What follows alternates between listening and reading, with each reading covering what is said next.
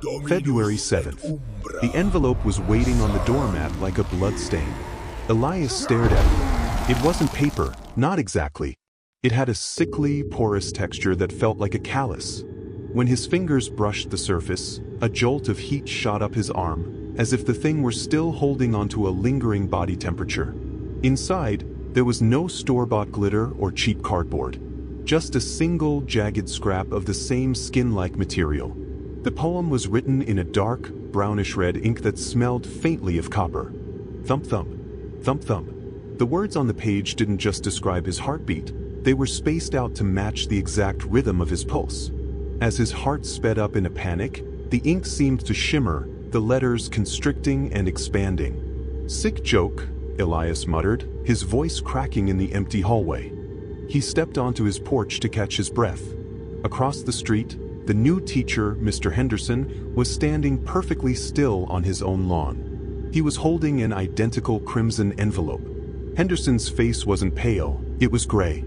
Further down the block, the mailman was shoving his own invitation into his bag with trembling hands, his eyes darting toward the woods. No one was talking. No one was calling the police. They just stood there, clutching their invitations like death warrants. Oakhaven didn't feel like a town anymore. It felt like a slaughterhouse waiting for the bolt. The vibration didn't start in his ears, it started in his teeth. By February 9th, the silence of Oakhaven had been replaced by a low, wet thud that seemed to originate from miles underground. It was rhythmic, persistent. Thump squelch, thump squelch. Elias tried to ignore it. He drowned it out with the television, but the speakers rattled in sync with the floorboards. He tried to sleep, but the pulse hummed through his pillow, vibrating against his skull until his own heart tried to mimic the cadence of the house. It wasn't just noise, it was a physical intrusion. He walked into the local diner, desperate for a normal conversation, but the bell above the door didn't just jingle, it shuddered. The air inside was thick and cloying, smelling of boiled copper and overripe fruit. "Morning, Elias," the waitress Martha said. Her smile was too wide, stretching the skin at the corners of her mouth until it looked ready to snap. She wasn't carrying a coffee pot. Instead, she held a glass pitcher filled with a liquid so dark and viscous it looked like motor oil mixed with beet juice. "Just some water, Martha. And maybe the breakfast special? Extra bacon," Elias said, his voice sounding thin against the constant thump of the floor. Martha didn't move. Her hand tapped the counter in perfect time with the pulse from the basement. Tap tap tap. "No meat today, honey," she whispered. Her eyes were bloodshot, the white stained a faint pink. "The saint is waking up. We have to keep the humors light. Only the red for now." He looked around the diner. Every patron was hunched over a bowl of pomegranate seeds, picking them out one by one with surgical precision. They didn't chew, they crushed the seeds against the roofs of their mouths and swallowed the juice with a synchronized gulp. No one spoke. They just listened to the pipes. Elias looked at the sink behind the counter. The pipes were sweating. A dark, rusted condensation dripped from the U-bend, and with every thump from below, the metal groaned as if something massive and muscular was pushing through the plumbing. "What is that sound?" Elias demanded, slamming his hand on the table. The noise stopped for a heartbeat, a terrifying, total vacuum of sound, before returning twice as loud. The entire diner turned to look at him. 12 pairs of eyes, all stained pink, all blinking in unison. "It's just the town's heart warming up, Elias," Martha said, her voice dropping an octave. She leaned over the counter, her breath smelling of fermented sugar and rot. "It's been cold for 24 years. It's hungry for a beat that matches its own." He backed away, tripping over a chair. As he scrambled toward the door, he saw the dishwasher in the back. The man wasn't washing plates. He was standing over a floor drain, pouring buckets of red liquid down into the dark. The drain didn't gurgle, it sucked. It sounded like a throat. Elias burst out into the street, but there was no escape. The sidewalk beneath his boots felt soft, almost like treading on muscle. Every house in Oakhaven was shivering.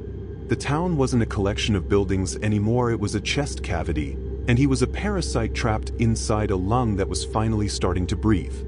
The road to the edge of town was choked with a fog that smelled of wet iron and funeral lilies. Elias kept his foot heavy on the gas, his knuckles white against the steering wheel, desperate to see the "Welcome to Oakhaven" sign disappear in his rearview mirror. He didn't make it that far. The mailman's truck was skewed across the shoulder of the road, its front tires buried in the soft, loamy ditch. The driver's side door swung open, rhythmic and haunting, creaking in time with that subterranean thump that now shook the very trees. Elias pulled over, his breath hitching in his chest. "Miller?" he called out. No answer. Only the sound of the wind whistling through the skeleton of the forest. He approached the truck, his boots sinking into the earth. It felt wrong. The ground was too warm, almost feverish. When he reached the cab, he stopped dead. The interior of the truck had been transformed. It wasn't a vehicle anymore. It was a garden of agony. Thousands of long, black-green rose stems had erupted from the upholstery, stitching themselves through the fabric of the seats and the dashboard. They were leafless, stripped bare of anything beautiful, leaving only the thorns, long, hooked needles that glinted like obsidian. The stems were braided together in thick, muscular cords that pulsed. They had wrapped around the steering wheel, the gear shift, and the pedals, anchoring the machine to the earth. But there was no blood. Not a single drop. Elias leaned in, his heart hammering against his ribs. On the driver's seat, where Miller should have been, lay a hollowed-out uniform. The fabric was dry, discarded like a snake's skin. The man was gone, but the shape of him remained in the way the thorns had parted. Taped to the cracked windshield was a final piece of that familiar, porous parchment. The ink was fresh, still glistening with a wet, maroon sheen. He wasn't a match. His pulse was shallow. His heart was silent. "You are vibrant, Elias. You are loud. We can hear you ripening." Elias backed away, tripping over a root that felt suspiciously like a tense tendon. He looked at the ground and realized the rose stems weren't just in the truck. They were threading out from under the chassis, disappearing into the soil, snaking back toward the center of town like hungry veins. The forest wasn't dying, it was being fed. He looked back at the truck and saw a single pale rosebud begin to bloom from the headrest. As the petals unfurled, they didn't smell like flowers. They smelled like Miller's cologne and the sour tang of adrenaline. The town wasn't just watching him. It was tasting him.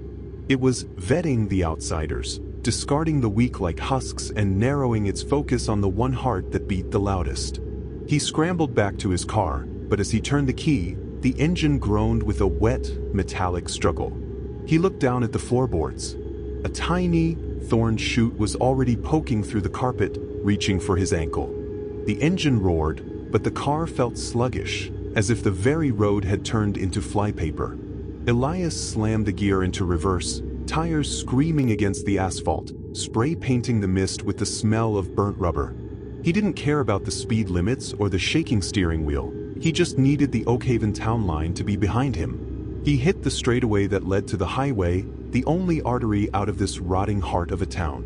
But as he rounded the final bend, he slammed on the brakes so hard his forehead cracked against the wheel. The road was gone. In its place stood a wall of flesh and fabric. A festival procession stretched from one side of the tree-line to the other, shoulder to shoulder, a silent blockade of nightmares. There were dozens of them. The men wore heavy, rotting stag masks, the antlers jagged and draped with strips of raw, red silk that fluttered like flayed skin in the wind. The women were shrouded in veils of thick, crimson lace that clung to their faces as if soaked in sweat, or something thicker. Elias honked the horn, a long, desperate blast that tore through the fog. "Move!" he screamed, his voice breaking. "Get out of the way!" Not a single soul stirred. They stood like statues carved from salt. He threw the car into door lock, his breath coming in jagged, shallow gasps. He grabbed his phone, his thumb trembling as he swiped for the emergency call button. No signal. The bars were dead, replaced by a flickering, black screen. Then, the speakers of his car began to hum. It wasn't static. It was the sound of a wet, heavy organ being dragged across a floor. Squelch. The squelch. A notification popped up on his dashboard screen, a single audio file titled "The Matching Beat." It played automatically. The volume spiked, a deafening, rhythmic thumping that shook the glass in the windows. It was his own heartbeat, recorded and looped, but amplified until it sounded like a drum made of human bone. Elias looked back at the line of people. Slowly, with agonizing synchronization, the men in the stag masks raised their arms. They didn't point at him with fingers. They pointed with long, sharpened wooden stakes wrapped in thorned wire. They didn't move forward to attack. They simply pivoted their bodies, their wooden masks creaking, and pointed back toward the town center. Toward the church. Toward the cellar. "I'm not going back!" Elias roared, shifting into drive. He revved the engine, preparing to plow through them. As the car lurched forward, the woman in the center of the line, the one in the heaviest red veil, stepped toward the hood. She pressed her palms against the metal. Where her hands touched the car, the paint bubbled and hissed, steaming as if her skin were boiling. Through the lace of her veil, Elias saw a mouth open. It wasn't a mouth. It was a dark, jagged hole that pulsed in time with the audio file screaming from his speakers. She didn't speak. She just leaned her head against the windshield, the stag men closing in around the car like a ribcage. Their antlers scraped against the roof, a horrific, metallic screech that sounded like teeth on a chalkboard. The car's engine coughed, sputtered, and died. The electronics flickered, the dashboard lights turning a deep, bruised purple, before failing entirely. The silence that followed was worse than the noise. In the sudden quiet, Elias heard the scratching. Thousands of tiny, thorned feet were scuttling up the undercarriage of his car. The town wasn't just blocking him, it was reclaiming him. He looked out the side window. A stag mask was pressed against the glass, the empty eye sockets staring into his soul. The man tapped a rhythmic beat on the window with a blackened fingernail. Tap tap, tap tap. The message was clear. There was no away. There was only the center. There was only the saint. Elias sat in the dark of his kitchen, the only light coming from the rhythmic flickering of a street lamp that pulsed in time with the house's floorboards. Thump squelch. Thump squelch. The sound was louder now, a wet, heavy laboring beneath the foundation. Then came the knock. So, human. Elias lunged for the door, his fingers trembling as he threw the deadbolt. It was Clara. She looked small against the backdrop of the fog-choked street, her coat buttoned to her chin. In her arms, she cradled a dusty, unlabeled bottle and 2 crystal glasses. "Thank God," Elias choked out, pulling her inside. "Clara, the road, they've blocked it. The people in the masks, they won't let me." "Shoo," she whispered, pressing a cold finger to his lips. Her skin felt like marble. "I know, Elias. I know how loud it is. I've brought the only thing that helps the ringing." She didn't ask. She moved into the dining room and began to set the table. She moved with a terrifying, fluid grace, ignoring the way the floorboards groaned under her heels. She poured the wine. It wasn't liquid so much as a heavy, dark syrup that clung to the glass like velvet. It smelled of iron and fermented pomegranates, a scent so thick it made Elias's stomach churn. "Drink," she urged, pushing a glass toward him. "It's sacramental. It's the only way to understand." Elias took a frantic gulp, desperate for anything to numb the terror. The wine hit his throat like hot lead. His vision blurred, the edges of the room bleeding into a deep, bruised crimson. "Oakhaven wasn't built for us, Elias," Clara said, her voice dropping into a melodic, haunting drone. She didn't look at him, she looked at the wine. It was built for the hunger beneath the soil. A long time ago, the earth here turned sour. The crops turned to ash in the mouth. The children grew thin until you could see their hearts beating through their ribs. She leaned across the table, the candlelight casting long, jagged shadows across her face. But the saint offered a pact. Life for life. Pulse for pulse. If we keep the saint fed, the town remains a paradise. The harvest is always gold. The children are always fat and happy. Elias tried to stand, but his legs felt like they were made of water. The wine was paralyzing him, pinning him to the chair. "Trade," he managed to wheeze. "A heart, Elias. Every 24 years, the saint needs a new battery. A fresh rhythm to keep the veins of the earth pumping." She reached across the table and took his hand. Her grip was like a vice. "That's why I chose you. From the moment you moved in, I heard it. Your heart, it's so loud, so strong. It's the finest specimen we've had in a generation. Chose me? Elias felt a tear track down his cheek. Clara, you said you loved me. Clara smiled, and for the first time, Elias saw the pink stains on her teeth, the way her pupils were beginning to pulse in sync with the house. She leaned in, her breath smelling of the same cloying, metallic wine. I do love you, Elias. That's why I nominated you. To love someone is to give them a purpose. And your purpose is to save us all. She stood up and walked behind his chair, leaning down to whisper into his ear. Finish your wine, Valentine. It's time to go to the cellar. The saint is waiting for its dinner. Outside, the stagmen began to howl, a sound like grinding wood, and the thump from the basement became a deafening roar. The wine had turned Elias's blood into sludge. Every movement felt like swimming through tar as Clara led him toward the church, her hand locked around his wrist with the strength of a corpse. The air in the church was freezing, smelling of ancient dust and wet earth. They didn't stop at the pews. Clara pulled him toward the heavy oak door behind the pulpit, then down a narrow spiral of stone stairs that slicked with a foul, translucent moisture. As they reached the bottom, the thump became a physical blow, a vibration that rattled Elias's ribs until he felt he might vomit.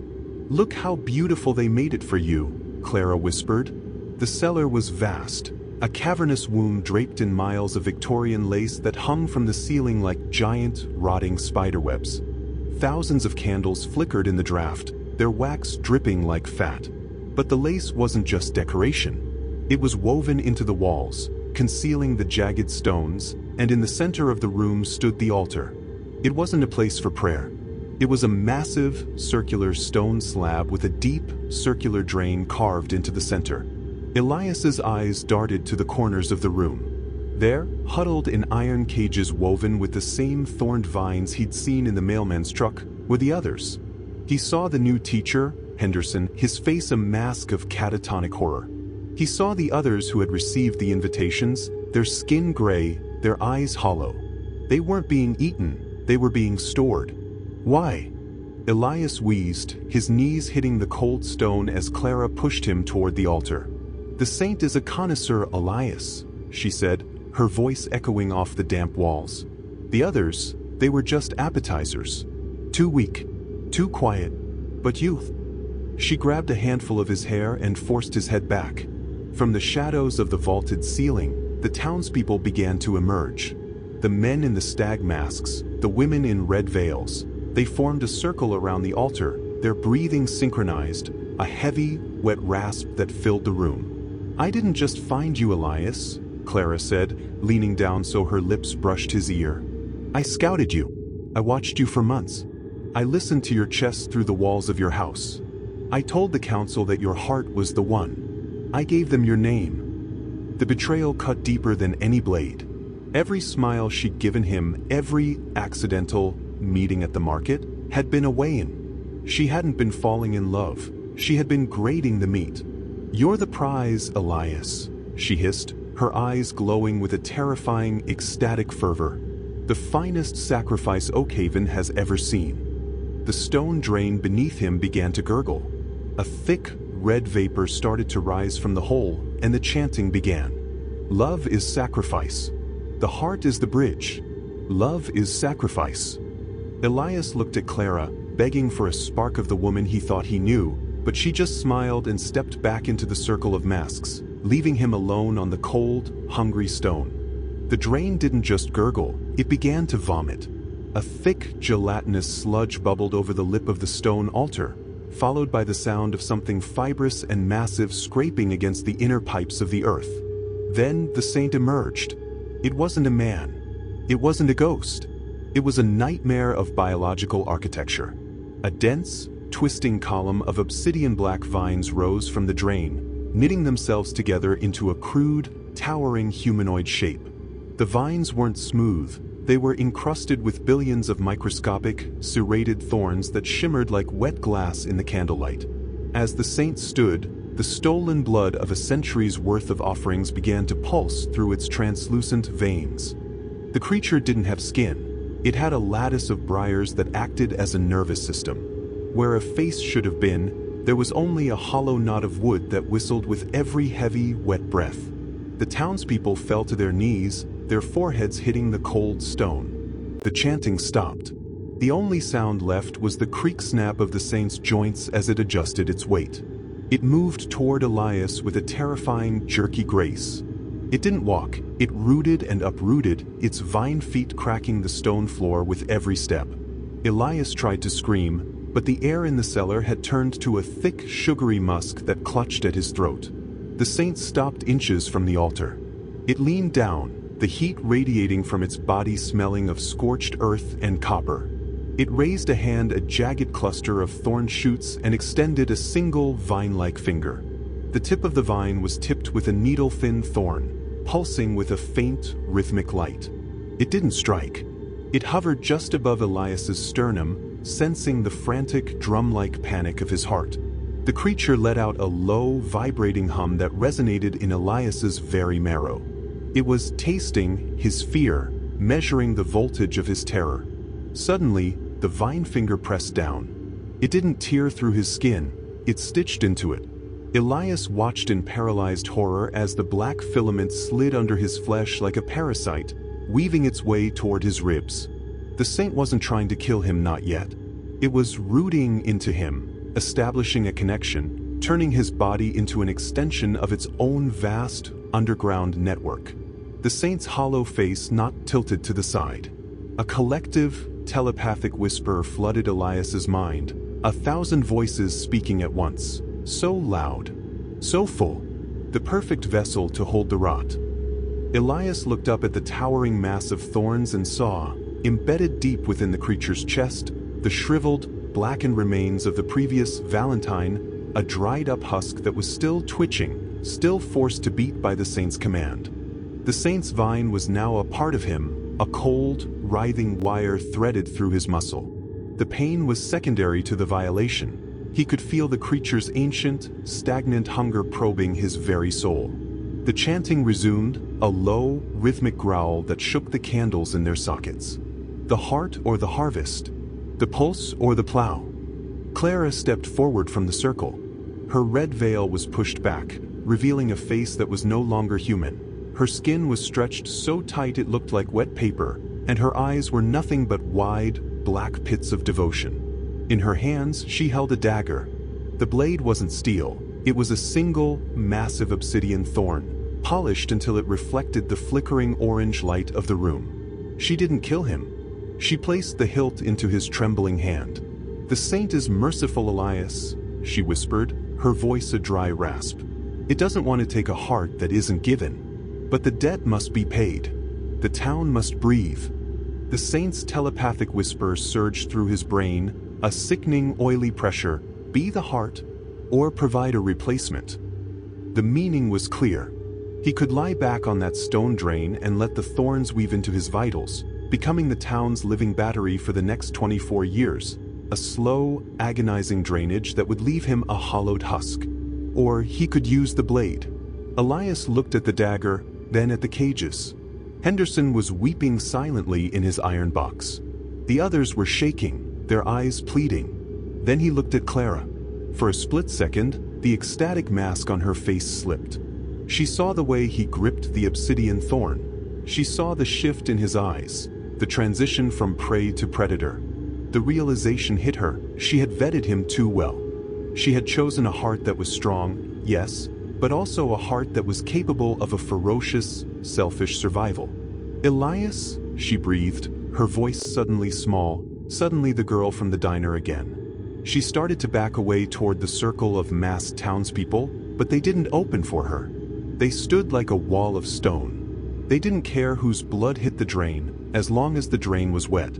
The saint's vine finger inside his chest gave a sharp, demanding tug, pulling him toward Clara. The choice wasn't just about survival, it was about the ultimate Valentine's gift. "You said you loved me, Clara," Elias said, his voice sounding hollow, as if the saint were already speaking through him. "You said love is sacrifice." The townspeople began to stomp their feet in time with the thump-thump of the earth. The pressure in Elias's chest was unbearable. He could feel the saint's hunger becoming his own. He looked at the obsidian blade, then back at the woman who had sold him to a monster. He stood up from the altar, the vine stretching but not breaking, tethering him to the saint like a leash. He took a step toward Clara. The sun rose over Oakhaven on February 14th with a cruel, mocking brilliance. The fog had vanished, replaced by a crisp, blue sky and the cheerful chirping of birds that seemed far too happy for a town built on a tomb. Main Street was a picture of small-town perfection. The local bakeries smelled of fresh cinnamon and sugar. Couples walked hand in hand, their faces bright and glowing with health. The gray, sickly pallor that had hung over the residents just days ago was gone, replaced by a vibrant, rosy flush in their cheeks. The town felt rejuvenated, as if it had just taken a long, deep breath after decades of suffocation. Elias's old house stood silent and clean. The grass was a lush, impossible green, and the porch had been freshly swept. A silver sedan pulled into the driveway.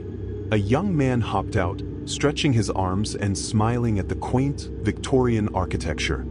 He looked like an outsider, bright-eyed, carrying a box of books, ready for a fresh start in a quiet place. As he stepped onto the porch, he stopped. Resting against the front door was a beautiful, handmade Valentine. It was exquisite. The paper was heavy and cream-colored, with a texture that felt strangely warm to the touch. It was tied with a ribbon of deep, crimson silk.